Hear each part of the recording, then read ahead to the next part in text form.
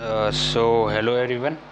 चलिए, तो इस वीडियो में अपने प्रैक्टिस करेंगे यूपीएसआई के प्रीवियस ईयर के जीएस क्वेश्चन का प्रैक्टिस सेट लाएंगे। तो और देखेंगे कि आपकी तैयारी कैसी चल रही है। ठीक है, इस क्वेश्चन में, इस वीडियो में आपके जितने क्वेश्चन सही जाएँ उसको कमेंट में लिखना। मैं टोटल 40 क्वेश्चन लाया हूँ। आप अपने जो करेक्ट क्वेश्चन है वो कमेंट में लिखना। और मैं आपको एक बार पहले ही बता दूं कि क्वेश्चन आने के बाद आपको पहले तो वीडियो को पॉज करना है, फिर अपना खुद से सॉल्व करना है अगर आपको पता हो, और फिर वीडियो को प्ले करना है। डायरेक्ट वीडियो लेट के देखने से, अगर आप लेट के देख रहे हो तो लेट के मत देखो, नोट्स बनाते हुए चलो उसके साथ के साथ, क्योंकि ये प्रीवियस ईयर यूपीएसआई का ही क्वेश्चन है। ये 2021 के सेट में से लाए हूँ मैं क्वेश्चन। ठीक है, तो चलो आगे बढ़ाइए।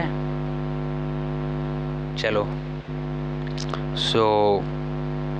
सबसे पहले अपने आते हैं फर्स्ट क्वेश्चन पे। Who among the following abolish Sati in India?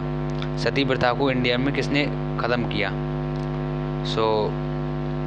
बताओ भाई। तो इसका सती प्रथा को ख़त्म करने का जो क्रेडिट जाता है वो जाता है विलियम बेंटिक को, जिन्होंने की, जो कि बंगाल के गवर्नर जनरल थे। बंगाल के गवर्नर जनरल। ओके, सो इन्होंने इसको ख़त्म किया था। और इनके साथ राजा राम मोहन रॉय, उन्होंने इनका साथ दिया था। राजा राम मोहन रॉय, जिनको हम भारतीय पुनर्जागरण का जनक बोलते हैं। ठीक है, इन्होंने ब्रह्म समाज की स्थापना करी थी। ब्रह्म समाज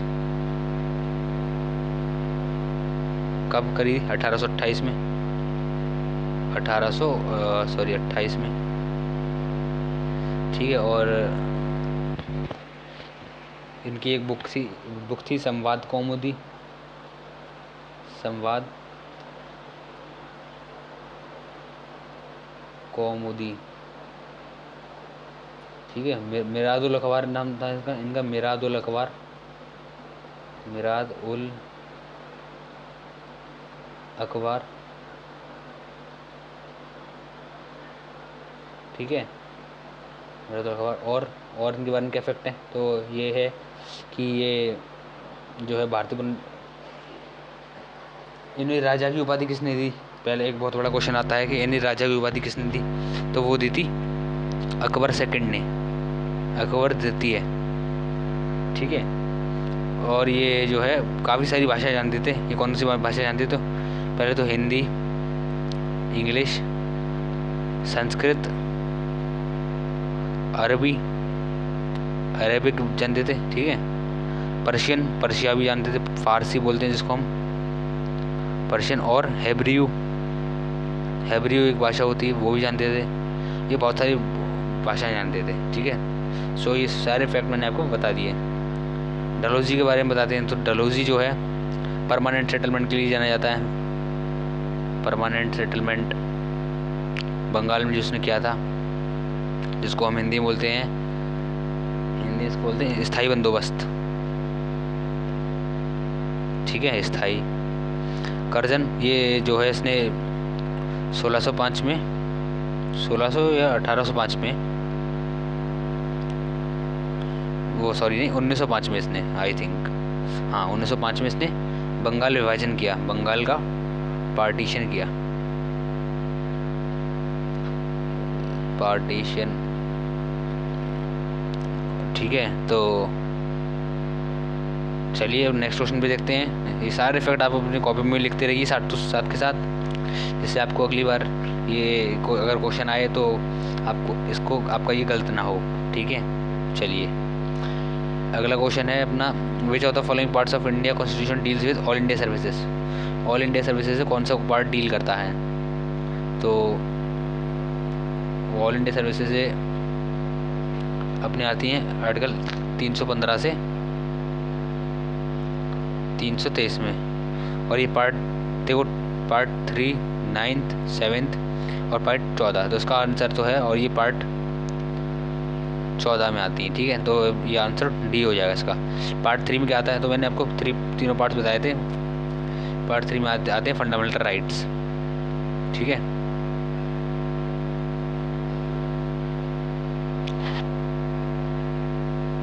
भाग 7 में आते हैं अपनी लिस्ट, ये सही है, फेडरल लिस्ट, जो उसको हमने 3 तरह की होती हैं। पहली होती है यूनियन, फिर होती है स्टेट, और उसके बाद आती है अपनी कंकरेंट लिस्ट।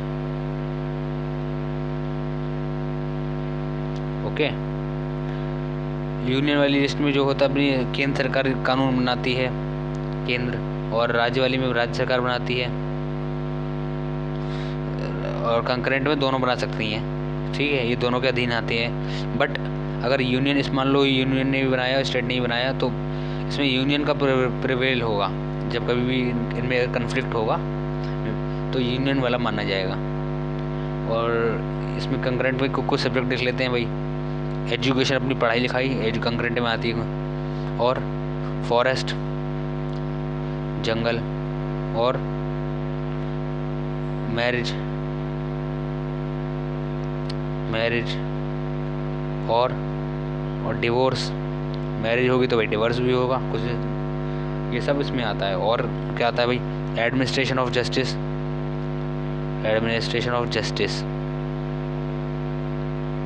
ठीक है।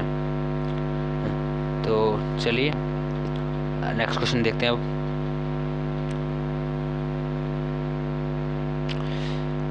एक मिनट, मैं थोड़ा इसमें स्लाइड शो लगा देता हूँ। तो इसमें बोला गया, who has the authority to remove the chairman of UPSC. UPSC के चेयरमैन को हटाने की पावर किसके पास है? ओके, एक मिनट,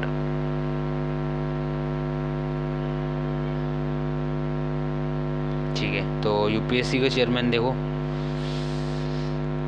इसको कौन हटा सकता है? ऑप्शन देखते हैं चलो। क्या वाइस प्रेसिडेंट, या प्राइम मिनिस्टर, या चीफ जस्टिस, या प्रेसिडेंट ऑफ इंडिया? तो इसकी जो राइट है वो है प्रेसिडेंट ऑफ इंडिया के पास। ठीक है, इन्हें अपॉइंट कौन करता है? अपॉइंट भी यही करते हैं, और रिमूव भी यही करते हैं। रिमूव भी के कुछ बेसिस होते हैं। पहले तो इसकी एज देख लीजिए, एज की लिमिट क्या है चेयरमैन की? 6 साल या 65 साल, जो भी जल्दी हो जाए, या तो बैठे बैठे 6 साल हो जाए या 65 साल की उम्र एज हो जाए, तब इन्हें हटा सकते हैं। ये होता चेयरमैन होता कौन है? ये खुद एक एक्स IAS होते हैं। ठीक है, प्रेसिडेंट ऑफ इंडिया का आर्टिकल कौन सा भाई? आर्टिकल 52 से लेके 61 तक ये प्रेसिडेंट ऑफ इंडिया के बारे में बात करते हैं। 61 में आता है इनका इम्पीचमेंट, बोल तो महाभियोग, और 52 में आता है इनकी अपॉइंटमेंट। ठीक है, अब इन्हें जो है, आप क्वेश्चन बताइए, प्रेसिडेंट ऑफ इंडिया को शपथ कौन दिलाता है? तो प्रेसिडेंट ऑफ इंडिया को शपथ दिलाता है चीफ जस्टिस ऑफ इंडिया, और चीफ जस्टिस ऑफ इंडिया को शपथ कौन दिलाता है? तो वो दिलाता है प्रेसिडेंट ऑफ इंडिया। ये दोनों आपस में डायरेक्टली म्यूचुअली रिलेटेड हैं। चलिए नेक्स्ट क्वेश्चन देखते हैं। अब थोड़ा इसका एक्सप्लेनेशन देख लेते हैं। Removal and suspension of a member of a public service commission. ठीक है, तो ये अपना इस रिमूव हटाने का जो आर्टिकल है वो 317 के अंदर आता है, और इसमें लिखा गया है प्रेसिडेंट अपना ऑर्डर दे के हटा सकता है। 3 केसेस होते हैं।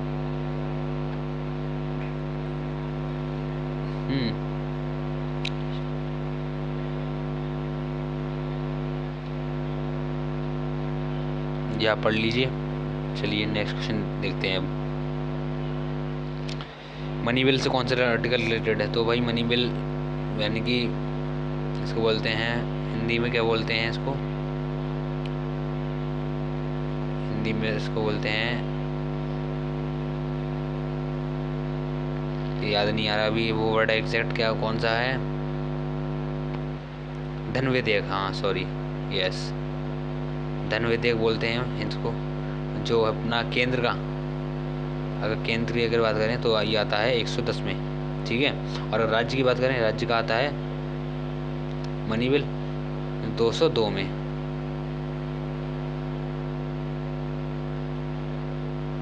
ठीक है, चलिए नेक्स्ट बाकी इसकी बात कर लेते हैं। 120 में क्या आता है भाई? संसद की भाषा। हिंदी में आपको पढ़ा दूँ, संसद की, अरे यार संसद की भाषा, और कौन सी होगी भाई भाषा? अपनी हिंदी होगी भाषा, हिंदी होगी। बट अगर मान लो किसी को अपनी अपनी नेटिव भाषा में बात करनी है तो वो स्पीकर से परमिशन लेकर अपनी अपनी जो उसकी मूल भाषा है उससे में बात कर सकता है। चलिए नेक्स्ट क्वेश्चन देखते हैं। इसके पहले एक बार एक्सप्लेनेशन देख लीजिए। और मैंने अब जैसे कि आपने बताया था ये है 110। और मनी बिल को पेश करने से पहले हमें प्रेसिडेंट से प्रायर परमिशन चाहिए होती है। अगर वो मिल जाती है तभी हम इसको पेश करते हैं। और मनी बिल को हम ओनली लोकसभा में पेश कर सकते हैं, राज्यसभा में नहीं कर सकते हैं। राज्यसभा में जाएगा तो बस नाम मात्र के लिए जाएगा। राज्यसभा वाले उसको कैंसिल भी नहीं कर सकते, ना ही कुछ वापस कर सकते हैं। बट वो सिर्फ सजेशन दे सकते हैं, और वो भी लोकसभा पे सिर्फ मैंडेटरी नहीं है कि उसे मानना ही पड़ेगा, मर्जी है। अगर वो सजेशन उन्हें लेना है तो लें, वो नहीं लेना है तो नहीं लें, ठीक है। और अगर राज्यसभा बस उसे 14 दिन के अंदर अगर राज्यसभा पास नहीं करता है उसे मनी बिल को, तो वो ऑटोमेटिक पास हो जाएगा, ठीक है। राज्यसभा की कोई वैल्यू नहीं है, यानी कि अगर राज्यसभा पास नहीं करता है तो ऑटोमेटिक पास हो जाएगा, ये लिखा है। और इसके पास कोई अमेंड और रिजेक्ट करने की शक्ति नहीं है, सिर्फ लोकसभा में आएगा। और इसके ऊपर कोई जॉइंट सीटिंग भी नहीं हो सकती है, ठीक है, जॉइंट सीटिंग नहीं हो सकती। ये सदस्य है, गवर्नमेंट बिल होता है ये, अगर कोई, ठीक है। वही मैंने जो आपको बताया वही सब इसमें लिखा है इंग्लिश में। 120 में आपकी संसद की भाषा आ गई, हिंदी या इंग्लिश में हो सकती है। चलिए अब हम नेक्स्ट क्वेश्चन देखते हैं। कितनी ऑल इंडिया सर्विसेज हैं इंडिया में एट टाइम प्रेजेंट? तो एट टाइम ये तो इजी क्वेश्चन है। आपको 3 सर्विसेज पड़ी होंगी, कौन सी? IAS, IPS और IFS। जैसे आप ये सर्विसेज क्या होती हैं भाई? ऑल इंडिया सर्विसेज में आ जाते हैं अपने जो UPSC के थ्रू आप जिस पोस्ट पे लगते हो, वो बेसिकली 3 तरह की होती हैं। एडमिनिस्ट्रेटिव सर्विस में जाते हो आप ISP से बन के, IPS में जाते हो तो आप पुलिस की में बनते हो, और IFS में आप फॉरेन सर्विस में जाते हो, ठीक है। तो उसका राइट आंसर 3 होगा।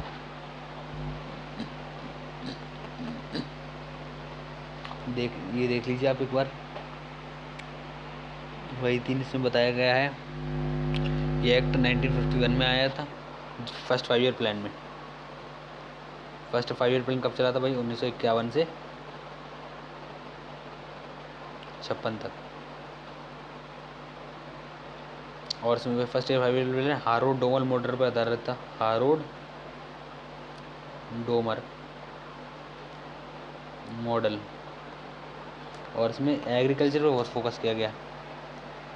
एग्रीकल्चर बोले तो कृषि।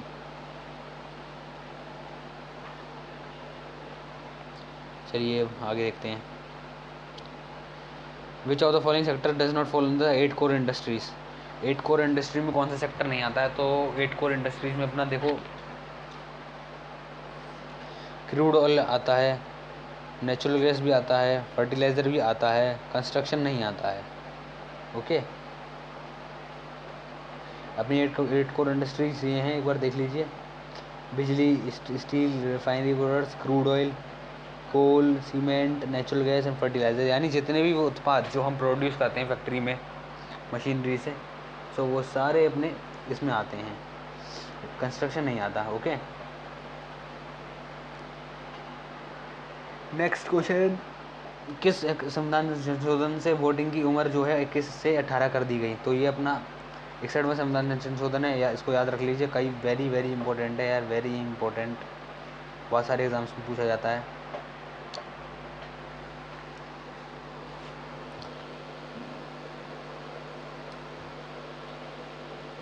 अगला क्वेश्चन देखते हैं।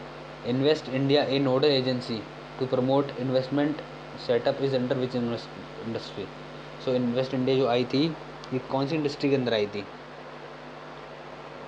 इसका काम क्या था? इन्वेस्टमेंट को प्रमोट करना है इंडिया में, ताकि बाहर की कंपनी आके इंडस्ट्री में करें। तो ये देखो, फाइनेंस की तो नहीं है, IT की भी नहीं, कॉर्पोरेट अफेयर्स की भी नहीं है, ये है ministry of commerce and industry की, ओके। चलिए नेक्स्ट क्वेश्चन देखते हैं। In which year the term socialist was added to the preamble of the Indian constitution. Socialist term को हमने कौन से साल में जोड़ा भारतीय कॉन्स्टिट्यूशन में? एक मिनट। सोशलिस्ट अपनों ने देखो हमने 42 कॉन्स्टिट्यूशनल अमेंडमेंट किया था 1976 में, ठीक है। इसमें हमने 3 वर्ड को जोड़ा था, 3 वर्ड्स। वो कौन कौन से वर्ड थे? ISS। ISS का मतलब बोले तो इंटीग्रिटी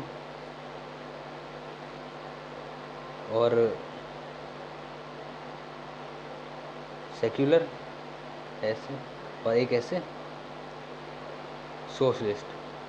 ये 3 वर्ड जोड़े थे, तो ये अपना 1976 में जोड़ा गया था। 42 से और क्या किया था भाई? फंडामेंटल ड्यूटीज जोड़ी थी, स्वर्ण सिंह के कहने पे 10 जोड़ी गई थी, ठीक है। नेक्स्ट क्वेश्चन दी, तो वही मैं इसको एक्सप्लेनेशन लिखा गया है इसका, वही जो मैंने आपको बताया, ये 3 वर्ड जोड़े गए थे, ठीक है। और 42 कॉन्स्टिट्यूशन अमेंडमेंट को हम मिनी कॉन्स्टिट्यूशन बोलते हैं, क्योंकि इसमें बहुत सारे बहुत सारी चीज़ें हुई थी, जैसे कि ये 3 वर्ड जोड़े गया। दूसरे लेजिस्लेचर में लोकसभा का जो कार्यकाल था हमने 5 से 6 साल तक कर दिया था, 5 साल से 6 साल बढ़ा दिया लोकसभा का कार्यकाल, सही है। और बाद में फिर हमने दोबारा 6 से 5 कर दिया था, एक बार संशोधन करके। और प्रेसिडेंट आर्टिकल 74 के अंदर हमने ये डाला था कि प्रेसिडेंट को जब भी कोई एडवाइस चाहिए हो तो वो उसे एडवाइस दी जाएगी, किसके द्वारा? काउंसिल ऑफ मिनिस्टर्स के द्वारा, ठीक है। ये इसकी मदद करेंगे प्रेसिडेंट की, काउंसिल ऑफ मिनिस्टर, किसी भी लॉ को इनेक्ट करने में, लागू करने में। और 42 के द्वारा हमने आर्टिकल 14 19 और 31 को DPS में जोड़ा गया।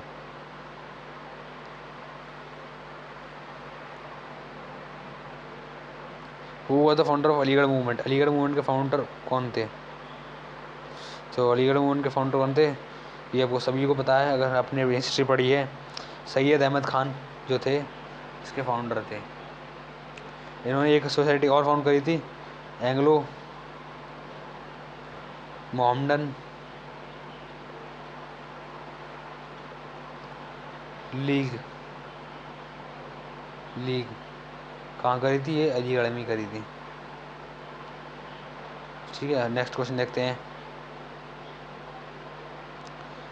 As per the recent farm act what the maximum period of farming agreement? Farming agreement का मैक्सिमम पीरियड कितना है? तो अभी के हिसाब से जो एक्ट आया है फार्म एक्ट, उसके हिसाब से इसका 5 साल है, ठीक है। इसके बारे में थोड़ा जान लेते हैं। चलो मैं इसका शायद लिख के नहीं लाया हूँ, ठीक है। चलिए ये वाला क्वेश्चन देखते हैं। ये UPSI का है। Supreme court of India decriminalise adultery striking down section 497 of the IPC 1860 in the case of. इसको मैं हिंदी में देखो, भारत के सर्वोच्च न्यायालय ने कौन से मामले में भारतीय दंड संहिता 1860 की धारा 497 को हटाते हुए व्यभिचार को अपराध मुक्त किया, कि व्यभिचार करना अपराध नहीं है। कौन से कानून से कहा? तो ये जो है सुप्रीम कोर्ट ने कहा जोसेफ शाइन वर्सेस इंडिया और यूनियन ऑफ इंडिया केस में, ठीक है। इसके बारे में थोड़ा जान लेते हैं।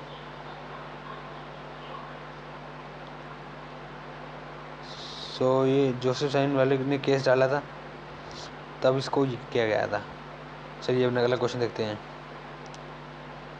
किसी व्यक्ति के पूर्ण दायित्व में न केवल प्रदूषण के पीड़ितों की क्षतिपूर्ति शामिल है, बल्कि पर्यावरणीय क्षति को पुनः ठीक करने की लागत भी शामिल है। इस सिद्धांत को क्या कहा जाता है? तो इस सिद्धांत को एक बार दोबारा समझते हैं, क्या कहा जा रहा है क्वेश्चन में। The absolute liability of a person not only includes compensation to the victims of pollution but also the cost of restoring the environmental degradation। जैसे कि अगर कोई व्यक्ति ने मान लो पर्यावरण को क्षति पहुंचाई, तो उससे उसका हर्जाना तो लिया ही जाएगा, बट उस चीज़ को ख़राब करने में जितना उसका वो आई थी कॉस्ट है, रिस्टोरिंग कॉस्ट, वो भी उससे वसूली जाएगी। तो इसको हम बोलते हैं प्रदूषण भुगतान पॉपुलेटर पेज सिद्धांत। ऑप्शन बी इसका राइट आंसर हो जाएगा। ठीक है, देखिए अब बताइए, इजी क्वेश्चन है। इनमें से रबी क्रॉप कौन सी है? तो रबी क्रॉप आती है अपनी ठंडों वाली, जो विंटर्स में होती हैं, अक्टूबर नवंबर में होती हैं। इन्हें अक्टूबर नवंबर में तो उगाया जाता है और काटा जाता है। इन्हें मार्च अप्रैल में काटा जाता है। रबी क्रॉप आ जाती है इसमें गेहूँ, वीट, बार्ले, जौ, मक्का। सही है, तो ये आ गया ऑप्शन बी। बाकी पैडी, मेज़, groundnut, mustard and cotton and jute, ये सब अपनी खरीफ फसलें हैं जो कि वर्षा के मौसम में होती हैं। ठीक है, और तीसरी फसल होती है अपनी जायद की फसलें, जो कि गर्मियों में होती हैं, मई जून में, लाइक तरबूज, खरबूज। ठीक है, नेक्स्ट क्वेश्चन देखते हैं। विच of the following article of India deals with annual financial statement of, देखो बजट, अब बजट की बात चल रही है स्टेट के बारे में। तो देखो अपना सेंट्रल का बजट कितने में आता है? 102 में। तो स्टेट का कितने आता है? 102 में आपको 100 जोड़ना है, 202 में, 202 आ गया, सही है।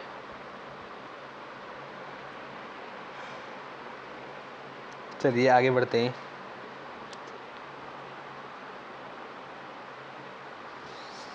एक मिनट। तो चलिए इस क्वेश्चन में देखते हैं, what which is the largest gland in our body that is characterised by this reddish brown colour. Reddish brown colour कौन सी ग्लैंड का होता है? तो ये देखो, largest gland in the body कौन सी है? तो ये तो अपनी लीवर है, ये अपने हर जगह पढ़ते हैं, और लार्जेस्ट ग्लैंड इन लीवर ही होगा इसका आंसर। ठीक है, सो लीवर है। अब बात करते हैं थोड़ी और ग्लैंड्स के बारे में। पिट्यूटरी ग्लैंड, ये अपनी क्या करती है? HGH है, ह्यूमन ग्रोथ हार्मोन सिक्रीट करती है, सिक्रीट। और कौन सा हार्मोन करती है? और एक हार्मोन करती है ये, जिसको हम बोलते हैं मिल्क, जो मिल्क के लिए मिल्क सिक्रीट करवाता है।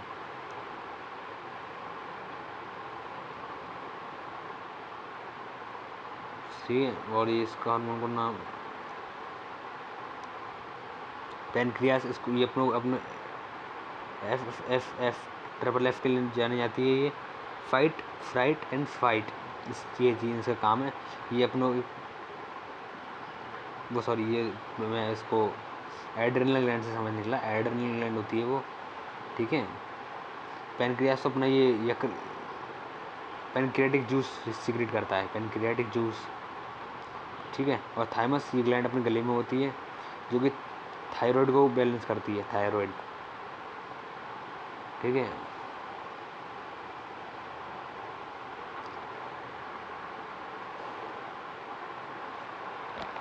तो वही देख लीजिए, ये लीवर लार्जेस्ट ग्लैंड है, वही है। ठीक है, लीवर बाइल जूस को सिक्रेट करता है, जो कि गॉल ब्लैडर के अंदर स्टोर होता है, और फिर अपना इंटेस्टाइन में जाता है वो गॉल ब्लैडर से। ठीक है, डाइजेशन में काम आता है, ये अपना जूस होता है ये वाला। पैनक्रियास भी रेडिश ब्राउन कलर का ही ग्लैंड है, और ये in the band of the duodenum, ये ड्यूडेनम के पीछे होता है, जो मुड़ी हुई जो सतह होती है वहाँ पर।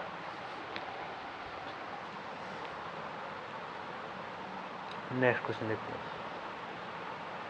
इन which case did the supreme court rule that production under article 21 available only against arbitrary executive action not from arbitrary legislative action.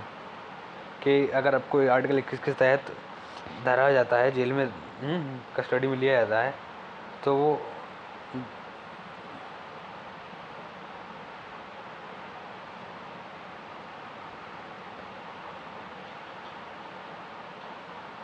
हैं, तो वो जो है only it is only available only against arbitrary executive action में आ जाता है, ठीक है, अगर आर्बिट्री लेजिस्लेटिव एक्शन में नहीं आएगा। तो वो बोला था AK गोपालन केस में, जिसमें इन्होंने क्या किया था, AK गोपाला को कांग्रेस की सरकार ने आई थिंक धर लिया था, जेल में डाल दिया बिना किसी कारण बताए, इन्हें जेल में डाल दिया था, जिसकी वजह से क्या हुआ,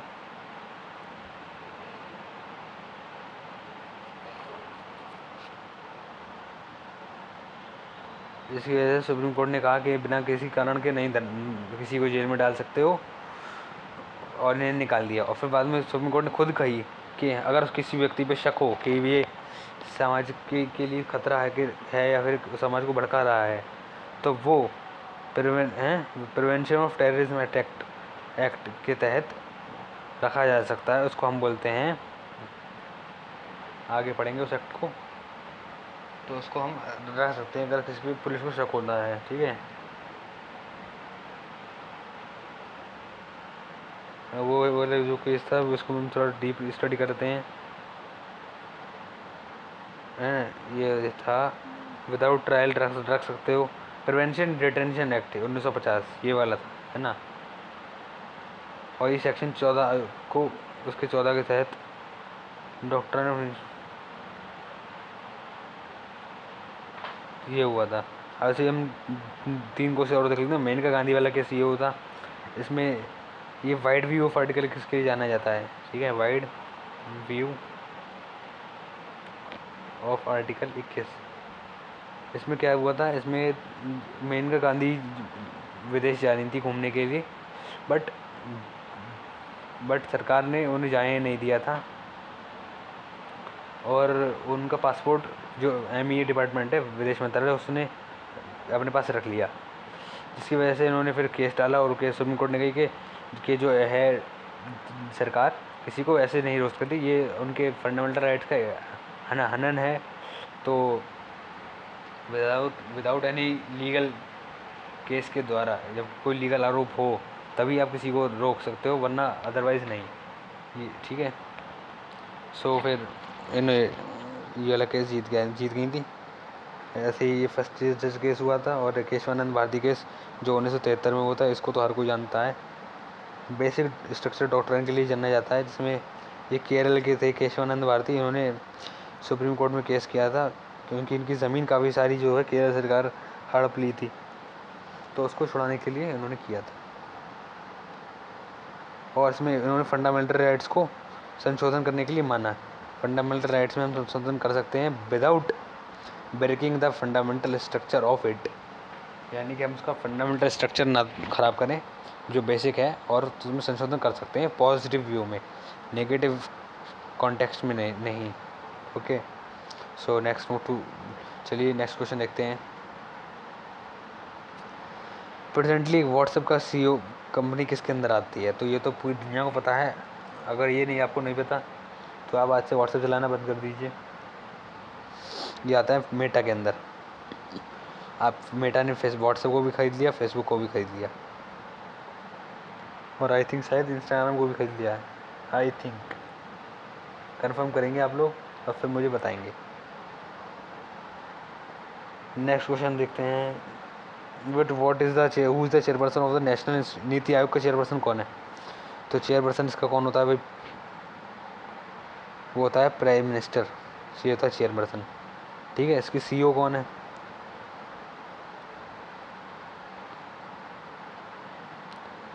परमेश्वर अय्यर, परमेश्वर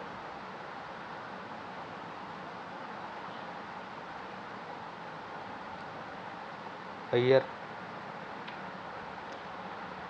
और इसके हेड कौन है, इसके हेड तो वो है सुमन बेरी, सुमन के बेरी, ठीक है। ये बनी कब थी, ये बनी थी 2015 में। नीति आयोग किसको हटा के बनी, प्लानिंग कमीशन को हटा के बनी, और तभी से हमने 5 सिग्नेचर प्लान को भी खारिज कर दिया। ओके, सारी अब ये भारत के लिए योजनाएं बनाती है ये। नेक्स्ट क्वेश्चन देखते हैं।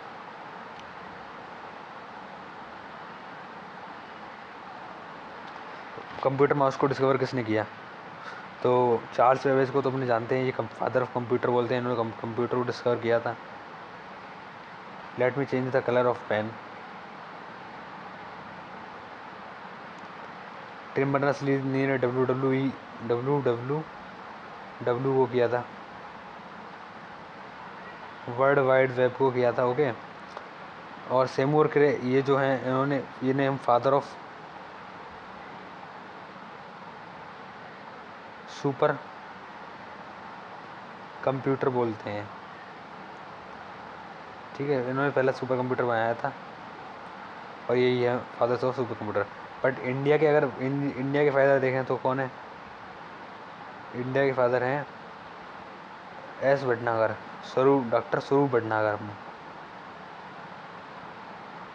भटनागर। ठीक है, तो डगलस इंजलबर्ट ने माउस बनाया था पहला। Option B is the right answer.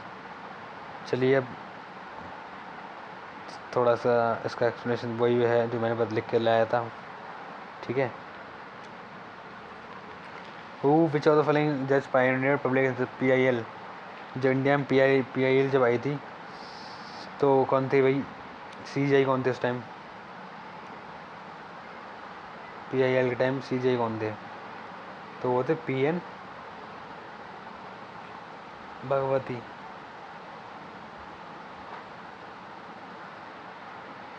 थे। और ये तीनों VR कृष्णा अय्यर, MN वेंकटचलिया और SP सते, ये तीनों भी थे जज एक तरीके से, बट जो चीफ जज थे वो PN भगवती थे।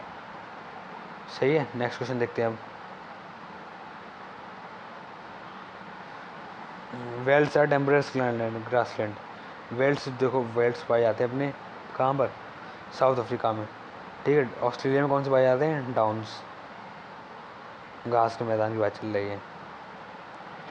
बाकी अपने आगे देखते हैं सारे के सारे। देखिए, ट्रॉपिकल ग्रासलैंड और टेम्परेट, दो तरह के ग्रासलैंड होते हैं अपने, घास के मैदान। ट्रॉपिकल में होते हैं सवाना, कहाँ पे पाए जाते हैं? अफ्रीका और ऑस्ट्रेलिया में। कैंपोस ब्राज़ील में पाए जाते हैं कैंपोस, और लानोस वेनेजुला में पाए जाते हैं। ओके, और टेम्परेट पंपास अर्जेंटीना में, प्रेरीज अमेरिका में। विश्व का घास गेहूं का बास्केट, तो वो किसे बोलते हैं हम? प्रेरीज को बोलते हैं, क्योंकि प्रेरीज के घास के मैदान में गेहूं बहुत ज़्यादा होता है, इसलिए बहुत ज़्यादा गेहूं यहाँ से आता है, अमेरिका में भी और चाइना में भी। वेल्स ऑस्ट्रेलिया में, साउथ अफ्रीका में, हाँ। डाउन्स ऑस्ट्रेलिया में, स्टेपीज यूरेशिया में, और टैगा ये अपनी ठंडी वाली होती है, इसको हम टुंड्रा ही बोल देते हैं। ये यूरेशिया और नॉर्थ अमेरिका में पाया जाता है टैगा। नेक्स्ट क्वेश्चन देखते हैं।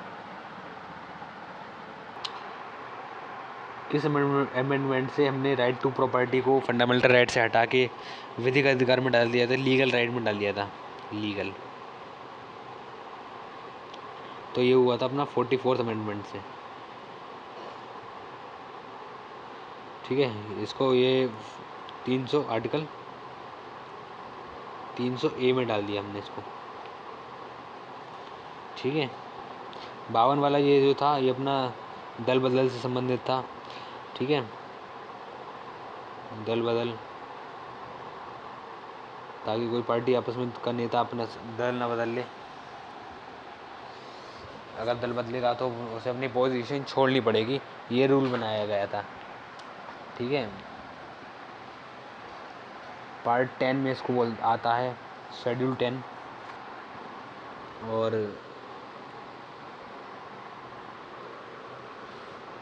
42 तो आपको पता ही है, मिनी कॉन्स्टिट्यूशन है। और 44 से हमने क्या किया था भाई? राइट टू प्रॉपर्टी वाला किया था। चलिए और नेक्स्ट क्वेश्चन देखते हैं।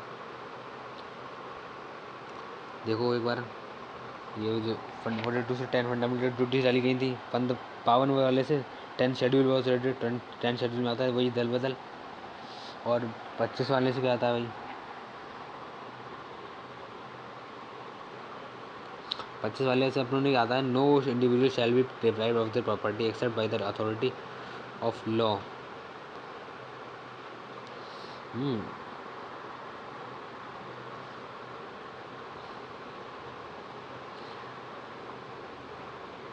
अगर एक पुलिस ऑफिसर कर लेता है arrested and detain a girl in the lockup even after producing a bail order, यानी एक पुलिस ऑफिसर ने जो है एक लड़की को जेल में बंद करके रख लिया है, जबकि उसकी बेल के ऑर्डर आ गए फिर भी उसे नहीं छोड़ रहा है, तो ये कौन सी गिल्टी है पुलिस वाले की, कौन सी गलती है? इंटिमिडेशन, ये तो यार धमकाना होता है, धमकी देना या फिरौती देना, ठीक है। किडनैपिंग करना, अपहरण करना, अपहरण तो उसने नहीं करा है, ना ही अभी धमकी दी है, तो ये दोनों तो नहीं होंगे। एबडक्शन, एबडक्शन भी अपहरण ही होता है, क्या ये किया है? ये भी नहीं किया।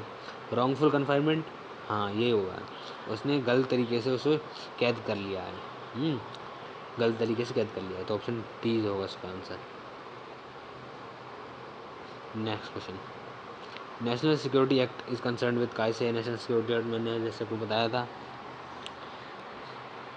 तो ये अपना है, ये अपना एक्ट तब लगाया जाता है जब हमें किसी पे शक हो कि ये व्यक्ति फलाना हमारे देश के किस संकट के है, खतरा है, इसकी वजह से देश में आंदोलन जैसे हालात बन रहे हैं, सही है, विद्रोह के हालात बन रहे हैं, तो उस टाइम में ये NS एक्ट लगाकर उस व्यक्ति को अपने कैद में ले लेते हैं, उसको अरेस्ट कर लेते हैं। जैसे कि अभी सोनम वांगचुक को अरे वो कर लिया अरेस्ट, जबकि वो खतरा नहीं है, जबकि वो तो बचा रहे हैं भारत की सरकार को। फिर भी खैर छोड़ो, आपने को अपनों को सवाल दिखाना है, तो ये प्रिवेंटिव डायरेक्शन से है, ठीक है। नेक्स्ट क्वेश्चन देखते हैं। देखो एक बार इसको समझ लो। पब्लिक सेफ्टी के लिए जो एक्ट था वो था पब्लिक सेफ्टी एक्ट 1978 वाला। टेररिज्म को कंट्रोल करने के लिए जो एक्ट था वो था प्रिवेंशन ऑफ कोटा एक्ट 2002 में जो आया था। और एंटी सोशल अरेंजमेंट्स, जैसे जो असामाजिक तत्व हैं उनके लिए Gujarat goonda and anti social activities prevention act आया था, गुजरात में आया था, ओके। नेक्स्ट क्वेश्चन, इंडिया ने साइन करी थी एक ट्रीटी, कौन सी? Agreement on prohibition of attack against nuclear installations, ठीक है। न्यूक्लियर इंस्टॉलेशन एंड फैसिलिटीज से किसी के साथ करी थी? ये करी थी पाकिस्तान के साथ। ये ट्रीटी में साइन किया था कि पाकिस्तान वाले इंडिया पे न्यूक्लियर हमला नहीं करेंगे और इंडिया वाले पाकिस्तान पे हमला नहीं करेंगे, बस। इस क्वेश्चन में देखो, according to income tax act जो था उसके तहत SECs के अंदर कौन कौन आता है? तो SECs के अंदर हिंदू अनडिवाइडेड फैमिली आती है, कंपनी भी आती है, बॉडी ऑफ इंडिविजुअल्स ये नहीं आती है, तो A and B is the right answer, सही है। अगर आपको ये एक्ट सही से जानना है तो आप जो है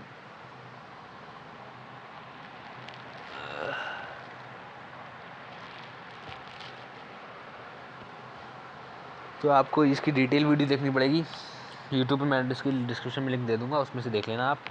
और ये सॉरी ये क्या गैस गलती हो गई थी, इसमें ये बॉडी ऑफ इंडिविजुअल्स भी आती है, ये तीनों ही आते हैं इसमें, ठीक है।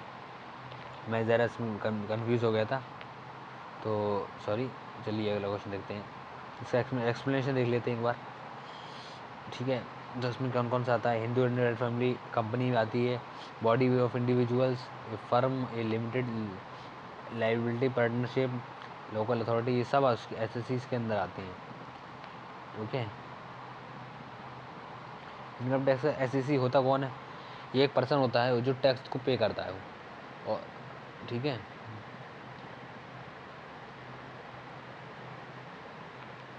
राजमन्ना कमेटी कौन सी सरकार से है? इजी क्वेश्चन है। ये जो है राजमन्ना कमेटी काय के लिए थी? सेंटर स्टेट रिलेशन के लिए थी, बनाई गई थी, सही है। सेंटर स्टेट रिलेशन, ये बोले तो केंद्र राज्य संबंध, और ये राजमन्ना तमिलनाडु के से बिलोंग करते थे, तमिलनाडु। तो ये इसका option C is the right answer. ठीक है, नेक्स्ट क्वेश्चन। ठीक है, ये पढ़ लीजिए आप एक बार।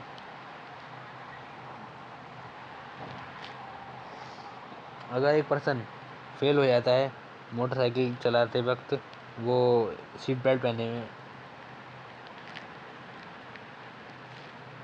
मोटरसाइकिल नहीं मोटर कार चलाने पे अगर कोई सीट बेल्ट नहीं पहनता है तो उस पर कितने रुपये का फाइन चलेगा? तो ये अपना पुराना कानून है, तो इसके तहत 500 रुपये का फाइन चलेगा। ठीक है, which of the following article of constitution direct the state to protect monument of. अब देखो ये आ गया अपना डीपीएसपी का, डीपीएसपी से क्वेश्चन है। डीपीएसपी कौन से आर्टिकल में वो करता है इंडिया को कि अपने मोनूमेंट को बचा के रखना है? तो देखो 55 तो डीपीएसपी में आता नहीं, डीपीएसपी आते हैं 36 से 51 आर्टिकल डीपीएसपी की बात करें तो सरदार, और ये पार्ट 3 में आता है।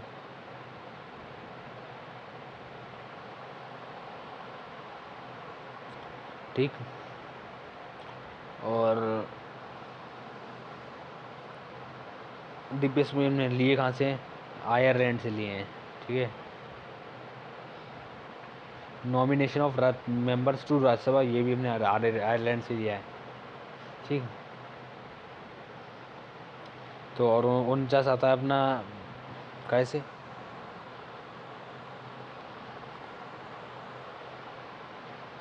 एग्रीकल हैं। 53 भी नहीं आता। 51 आता है international peace and security, international piece.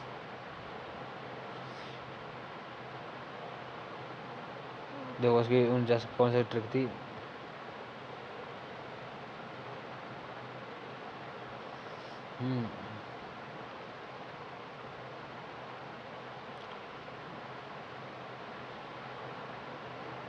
हाँ, तो जैसे कि अपनों ने ये 3 आर्टिकल को तो खारिज कर दिया, तो इंटरनेशनल पीस से ये तो है नहीं, ये तो है नहीं, तो बचा कौन सा? 49 ही होगा, प्रोटेक्शन ऑफ मोनूमेंट्स। ठीक है, आप एलिमिनेशन से कर सकते थे उसको। अगला क्वेश्चन देखते हैं। स्टेट इलेक्शन कमिश्नर को अपॉइंट कौन करता है? तो जैसे कि सेंट्रल में प्रेसिडेंट होता है, वैसे ही स्टेट में गवर्नर होता है। तो स्टेट इलेक्शन कमिश्नर को कौन करेगा भाई? गवर्नर करेगा। ठीक है, गवर्नर का आर्टिकल कौन सा है भाई? एक आर्टिकल 153 गवर्नर के अपॉइंटमेंट से संबंधित है। और इसमें स्टेट इलेक्शन कमीशन के 2 काम होते हैं, राज्य के चुनाव करवाना। राज्य में पंचायत के चुनाव करवाएगा तो 243 के तहत करवाएगा पंचायत के लिए। और अगर उसे नगर पालिका के करवाने तो करवाएगा वो 243 के जेड ए इसके तहत municipality.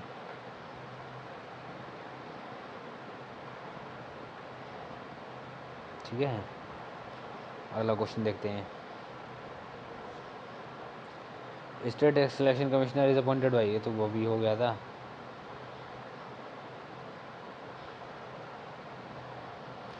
Dash is a system of land rights of intermediaries and confirmed through permanent settlement करने वाले से लगाया था। सही, कौन सा लगाया था भाई?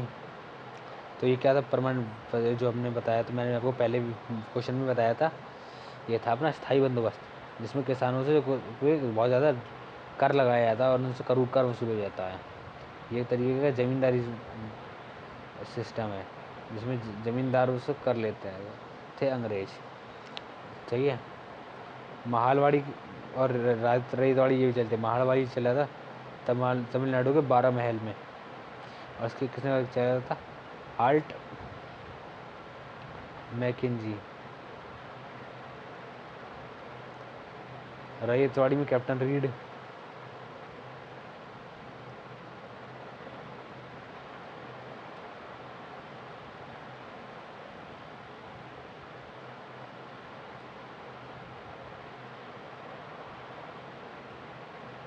भारत में शिशु लिंगानुपात कितना है?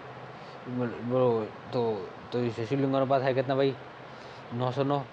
ये चीज़ तो याद रखना 2011 की सेंसस के हिसाब से हैं। और जो है ये चाइल्ड में आते कौन है?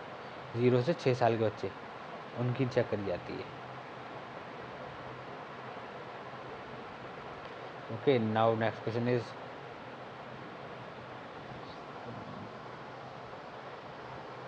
पैसिव इच्छा। भारत में निष्क्रिय इच्छा मृत्यु को राष्ट्रीय मामले में वैध बनाया गया था। भारत में जो आप अपनी मर्जी से कोई भी आत्महत्या कर सकता है, इच्छा मृत्यु, वो कौन से केस में इसको वैलिड बनाया गया था? तो वो था अपना कौन सा, lily Thomas versus state of India, union of India. ठीक है,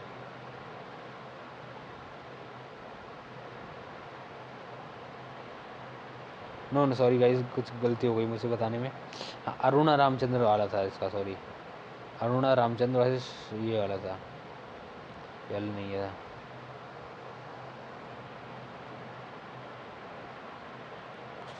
तो उसको पढ़ेंगे। अगर अरुणा रामचंद्र केस वाला, इंडियन नर्स थी, ठीक है, इनके साथ ये कुछ हो गया था, तब इन्होंने इच्छा मृत्यु का फैसला लिया।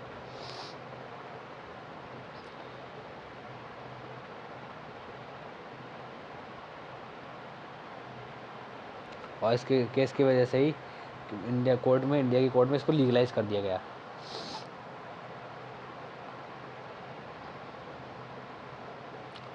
ठीक है, अगला क्वेश्चन देखते हैं। इसको पढ़ लीजिए बाकी केसेस को। Board of revenue Uttar Pradesh में कहाँ है? तो बोर्ड ऑफ रेवेन्यू अपना इलाहाबाद में है, उत्तर प्रदेश का। ओके, चलिए साथी नेक्स्ट क्वेश्चन करते हैं।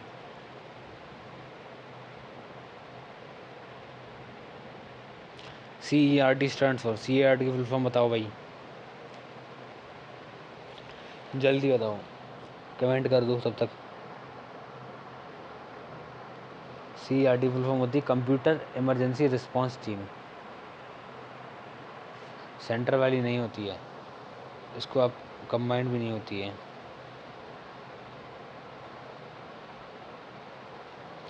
ओके, नेक्स्ट क्वेश्चन करते हैं। बैटल ऑफ बक्सर कब जीती गई? 1764 में जीती गई। ठीक है,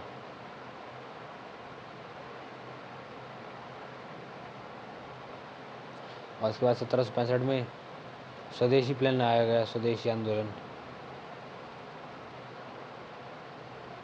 उस सॉरी, स्वदेशी नहीं, ट्रीटी हो गई थी ऑफ अमृतसर, जिसमें दोनों में दोस्ती हो गई। तो इसमें क्वेश्चन बोला गया है कि गांधी जी ने कौन सा आंदोलन किया था, कहाँ पर गए थे पहली बार? ऑपरेसिव प्लांटेशन सिस्टम के लिए। तो ये नील की खेती के लिए गए थे। नील की खेती बहुत ज़्यादा करवाई जा रही थी, ठीक है, उसका विरोध करने के लिए चंपारण गए थे, बिहार के। ठीक है, अमृतसर में तो जालियांवाला हत्याकांड हुआ था 1919 में। 1919 में, ठीक है। अवध में अपना वो हुआ था, बैटल ऑफ बक्सर हुआ था अवध के नवाब के साथ। ठीक है, अगला क्वेश्चन देखते हैं। इनमें से कौन सी बीमारी जो कॉज करती है लॉस ऑफ मेमोरी, इसमें हम भूलने की आदत हो जाती है? तो रिकेट्स तो यार देखो विटामिन डी की कमी से होता है।